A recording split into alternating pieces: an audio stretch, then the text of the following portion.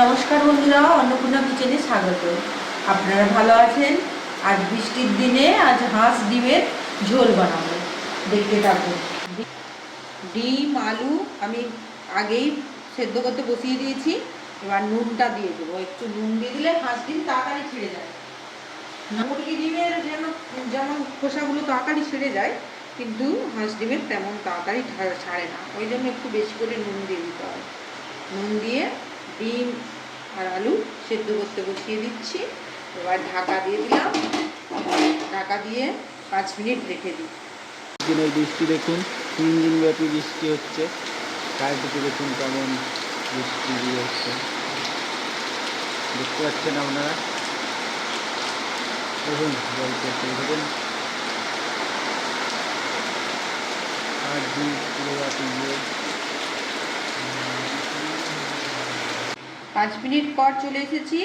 এবার ঢাকা খুলে দেখি সেদ্ধ হয়েছে কিনা। সেদ্ধ হয়ে গেছে, এবার নামিয়ে দিচ্ছি।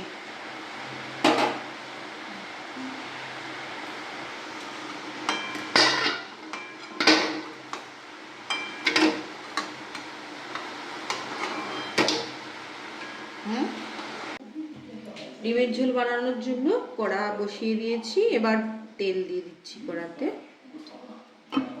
ডিমগুলোকে ভেজে নেবো। আমি ছাড়িয়ে নিয়েছি।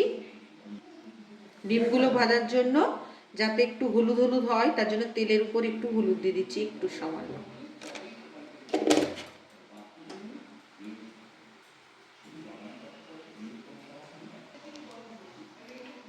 ডিমগুলো সামান্য চিড়ে নিচ্ছি যাতে মশলাটা ঢোকে।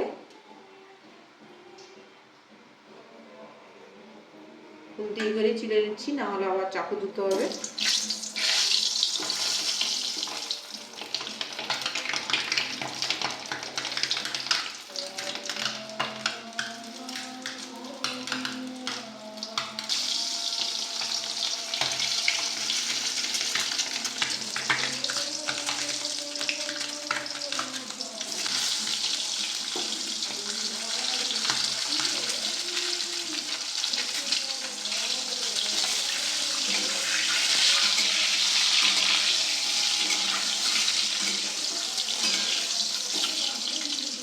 লাল লাল করে এগুলো ভেজে নেব।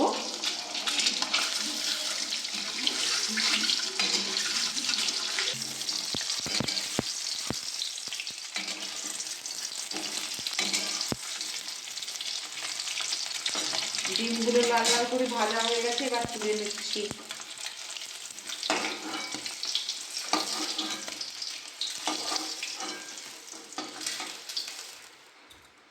আর আলুগুলো ভাজছি না, কারণ এইগুলো চন্দ্রমুখী আলু, ভাজতে গেলে আরো বেশি করে সেদ্ধ হয়ে যাবে।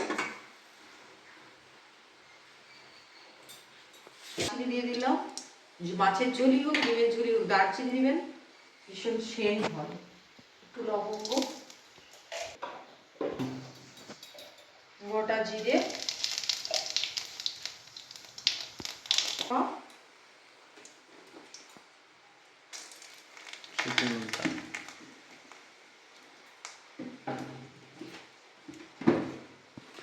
তেজপাতা। এই সুমি, পেঁয়াজ,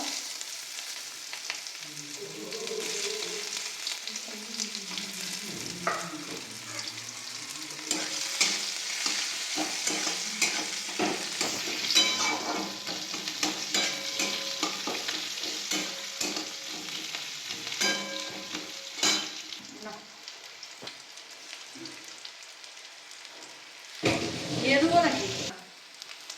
4 কোয়া রসুন দিয়ে দিলাম কুচি কুচি করে কেটে, আর একটা বড় সাইজের টমেটো দিয়ে দিলাম।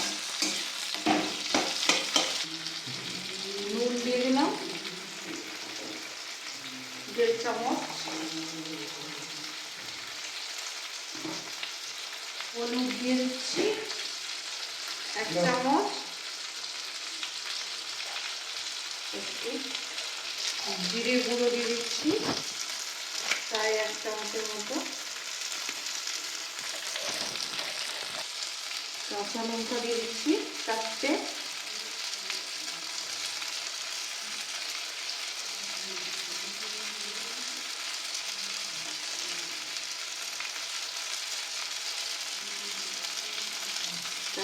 নিয়েছি, এগুলো পেস্ট করে নেবো। আজ আমি মিক্সি চালালাম না, কারণ অল্প মশলা, ডিমের জন্য বেশি মশলা লাগে না, ডিমের চাপ করতে বেশি মশলা লাগে। হ্যাঁ, ওই জন্য আমি আর মিক্সিও চালালাম না, আমার দিকটা 3বারটা কিছুই চালালাম না। আজকে কেটেই চাকুটা করে কেটে রান্নাগুলো করে নিচ্ছি। এইরকম করে ডিমের ঝোল, কিন্তু ডিমের ঝোল এত সুন্দর হয়।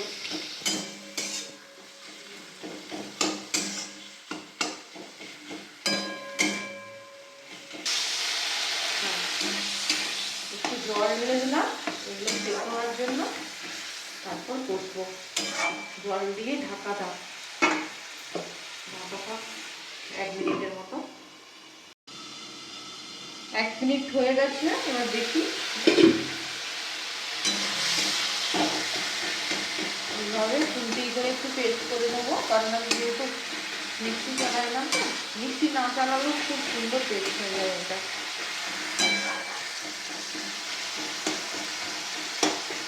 চামচ হাতা দিয়ে করলে আরো ভালো হয়।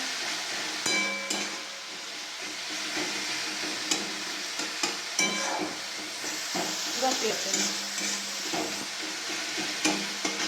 এই আলুগুলো তো যেহেতু আমি ভাজি না, সেহেতু আমি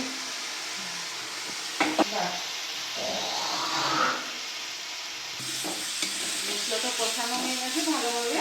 এবার আলুগুলো যেহেতু আমি ভাজি না, ওই জন্য আলুগুলো আগে দিয়ে দিলাম।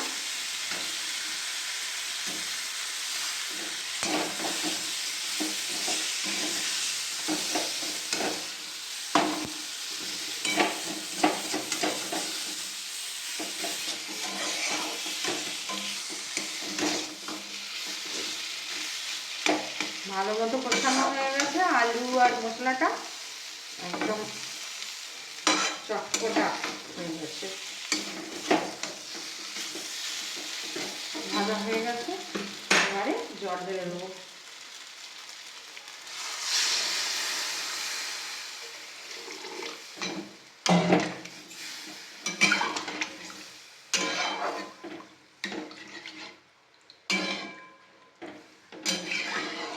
আর ঢাকা দেবো না, যেহেতু আলু একদম ভালোভাবে সেদ্ধ হয়ে গেছে, তাই আর ঢাকা দেবো না। এবারে একটু ফুটতে থাক, ফোটার পরে ডিমগুলো দিয়ে দেবো। জলটা ফুটে গেছে, টক গিয়ে ফুটে গেছে। এবারে আমি ডিমগুলো ছেড়ে দেবো।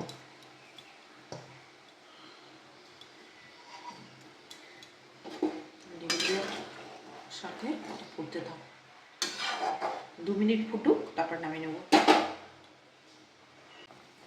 ডিমের ঝোল রেডি হয়ে গেছে আমার, এবার ঢেলে নেব। রেডি হয়ে গেছে ডিমের ঝোল, এবার ঢেলে নিচ্ছি।